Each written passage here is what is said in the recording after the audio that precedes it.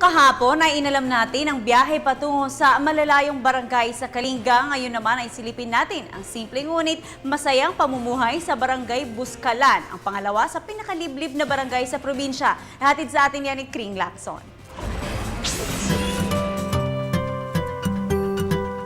Libo-libong taon nang naninirahan ng mga tao sa mundo.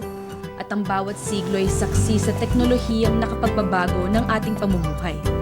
Ngunit mayroong mga lugar kung saan mabagal ang daloy ng oras, kung saan hindi pa hinahaplusan ng makabagong teknolohiya ang isang kultura.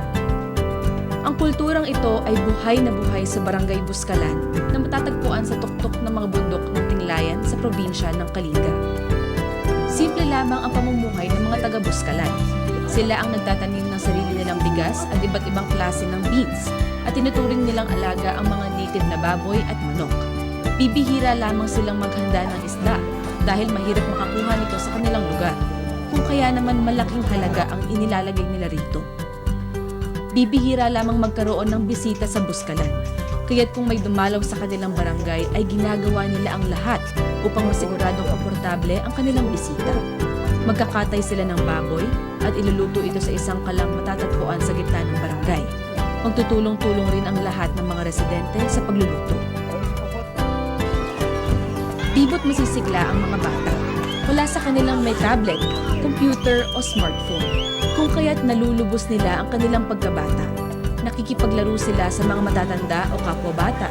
Bababa sa barangay upang magtampisaw sa nalalapit na talon o kaya naman tutulong sa kanilang mga magulang sa mga gawaing bahay.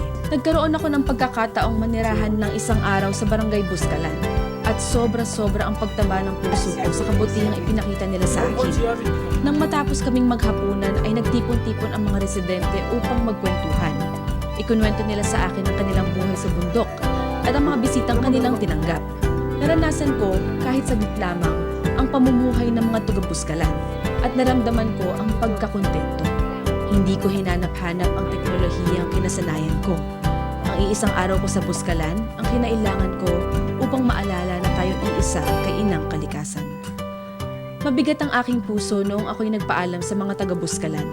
Ngunit pinagpatuloy ko muli ang aking pag-akyat patungo sa Barangay Lokong, ang pinakaliblib na lugar sa Tinglayan. Para sa Telebisyon ng Bayan, ako si Kring Lacson.